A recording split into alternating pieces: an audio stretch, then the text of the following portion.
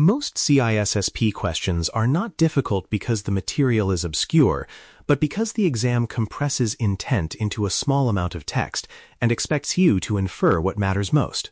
Deconstructing questions is about slowing your thinking just enough to avoid reacting to familiar words and instead extracting what the question is truly asking you to decide. The exam writers deliberately include realistic context that feels important, even when only one or two elements actually drive the correct answer. If you read every word as equally important, you will overload your working memory and second-guess yourself. The skill you are developing here is disciplined interpretation, where you separate signal from noise and align your answer with the examiner's intent rather than with your first instinct. The first step in deconstruction is identifying the core task the question is asking you to perform. Some questions ask you to choose an action, others ask you to select a principle, a control type, or a definition that best fits the scenario. Until you know the task, evaluating answers is premature, because different tasks favor different kinds of responses. An action question often favors governance or process-level decisions, while a definition question rewards precision over pragmatism. Many incorrect answers are attractive because they solve a different task than the one being asked. Once you name the task clearly in your mind, you can judge each option by whether it actually fulfills that task. After identifying the task, the next move is separating contextual detail from the decisive constraint. Context is there to make the scenario realistic, but constraints are what narrow the correct answer. Constraints might include regulatory environment, system criticality, organizational role, or timing, and they usually appear as a small phrase that limits what is appropriate. Newer candidates often fixate on the technical description and miss a single word that changes the entire interpretation. When you train yourself to look for what restricts choice, not what describes the environment, accuracy improves quickly. The decisive constraint is the lens through which every answer must be evaluated. Role perspective is one of the most common hidden constraints in CISSP questions. Words like policy, governance, risk, oversight, or enterprise imply a higher-level viewpoint, while words like configure, implement, or troubleshoot imply a technical execution role.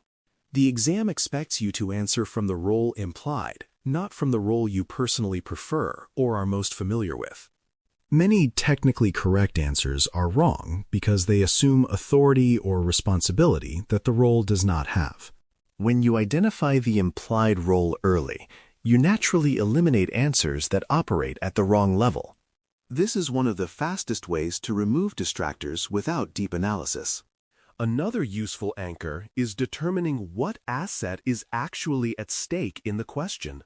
Assets can be data, services, identities, facilities, or even organizational trust, and the correct answer usually aligns directly with protecting the primary asset mentioned or implied.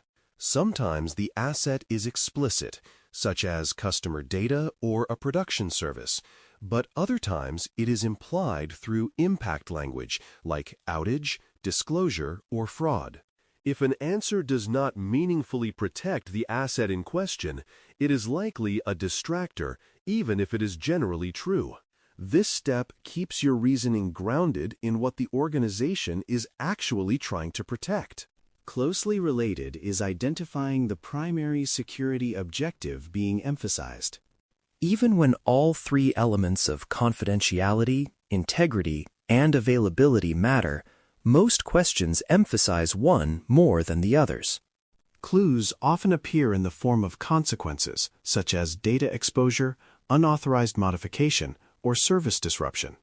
Answers that optimize the wrong objective may be technically sound but misaligned with the question's intent. For example, a strong availability solution may be inappropriate when confidentiality is the dominant concern. Recognizing the primary objective helps you rank answers instead of evaluating them in isolation. Many questions also implicitly describe a phase of the system or control lifecycle, such as design, implementation, operations, or response. A design phase question favors architectural decisions and policy definition, while an operations phase question favors monitoring, maintenance, and process enforcement. Response phase questions focus on containment and recovery rather than prevention. If you propose a control that belongs to a different phase, the answer may be correct in general, but wrong in context. Identifying the phase aligns your thinking with what is realistic and appropriate at that moment in the life cycle. Policy hierarchy and control order are another powerful elimination tool. The CISSP exam consistently expects higher-level controls to guide lower-level ones, not the other way around. Answers that jump straight to a technical fix when a policy or risk decision is required often violate this hierarchy. Similarly, some controls logically depend on others, such as identification before authorization or logging before meaningful monitoring. When an answer skips prerequisite steps, it signals shallow reasoning.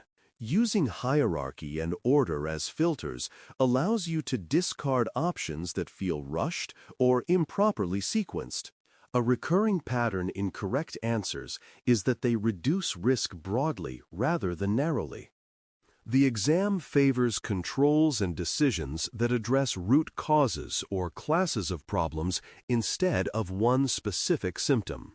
Narrow fixes can be tempting because they feel concrete, but they often fail to scale or fail to address similar risks elsewhere. When two answers seem plausible, the one that provides systemic risk reduction is usually the better choice. This reflects the exam's emphasis on professional judgment rather than tactical cleverness. Distractors often take the form of statements that are true but irrelevant to the question being asked. These options rely on recognition rather than reasoning, triggering your memory of something you know is correct in isolation. Deconstruction helps you spot these by asking whether the statement actually answers the task and constraint you identified earlier. If it does not, its truthfulness does not matter. This is where discipline pays off, because resisting familiar but irrelevant facts is harder than rejecting obviously wrong answers. Dependencies are another subtle but important consideration. Many controls only make sense if foundational elements already exist, such as identity management, logging, segmentation, or recovery capability. Answers that assume these dependencies without addressing them may be incomplete or premature. While the exam does not require you to design entire systems, it does expect you to recognize when a proposed solution skips over essential prerequisites.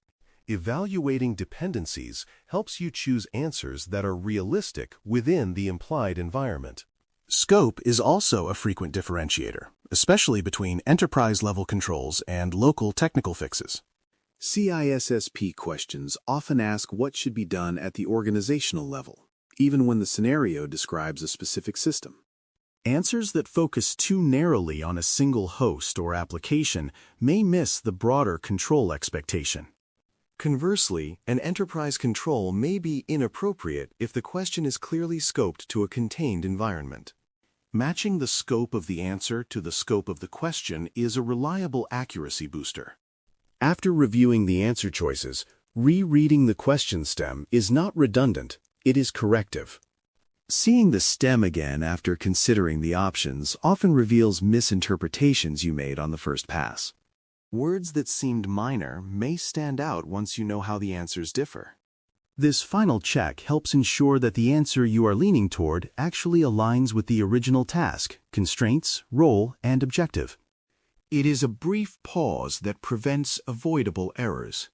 Ultimately, deconstructing CISSP questions is about shifting from reactive answering to deliberate interpretation.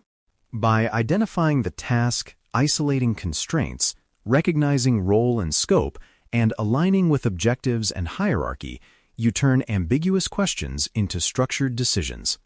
This approach reduces reliance on gut instinct and increases consistency under pressure. Over time, it becomes a habit rather than a checklist, allowing you to work efficiently without rushing.